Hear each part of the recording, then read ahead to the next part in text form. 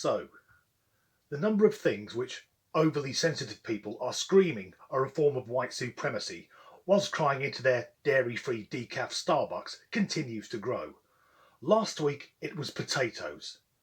Fucking potatoes. And this week it's yoga. Yoga. A combination of physical, mental and spiritual exercises which come from ancient India. So it's going to be hard to link that to white supremacy.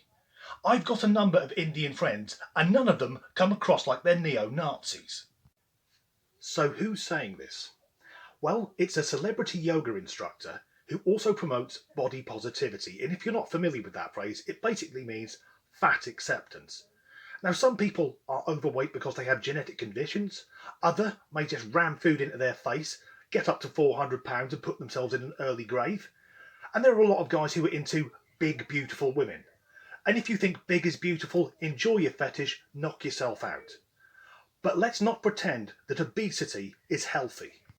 Being morbidly obese means exactly what it says. Your weight is killing you. It's putting strain on the heart, in fact all of your organs, and it buggers up the immune system.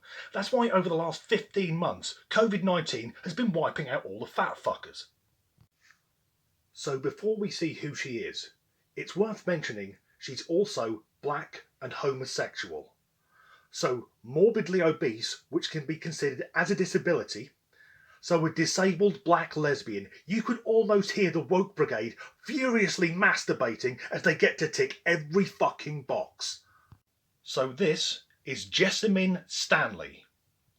Now I've never done yoga, but I've got friends who do, and they're all very thin and very fit.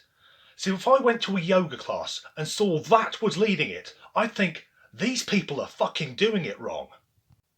In her new book, Yoke, so that's woke with a Y, she says that yoga has been infiltrated by white supremacy because lots of white people do it.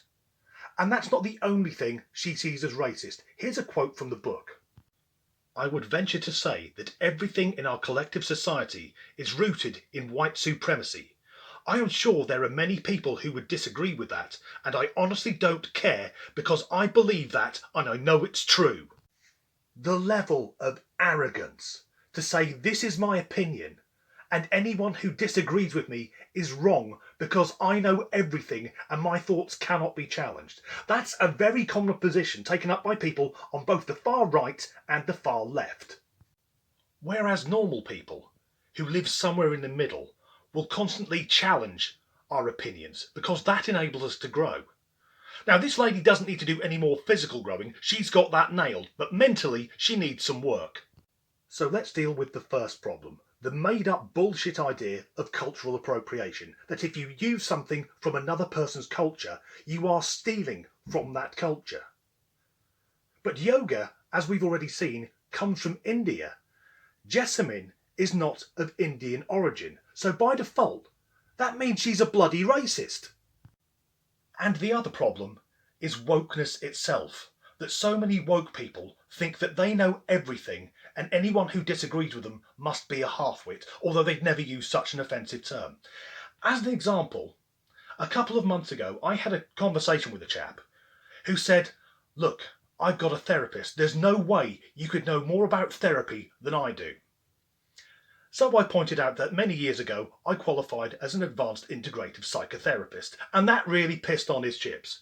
I don't practice anymore because as I've got older I've realised I can't stand 99% of people. If I was counselling today, if someone came in with depression, I'd hand them a pile of pre-written suicide notes, say, sign the one that best fits your situation, there's a noose in the corner, for an extra tenner I'll kick the chair out from under you. Almost everything can be construed as white supremacy if a person is following a narrative and they're willing to twist their thinking enough. But the thing is, this enables white supremacy, it enables racism because it makes the whole conversation look ridiculous.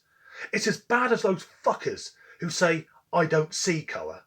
Why, what are you, a dog? Of course we all see colour, but we're all different. No two people, even identical twins, do not have the same fingerprints. But rather than endlessly looking for these subcategories to divide us more and more, why don't we look for what we've got in common? That's all I've got on this one. As ever, thanks for watching.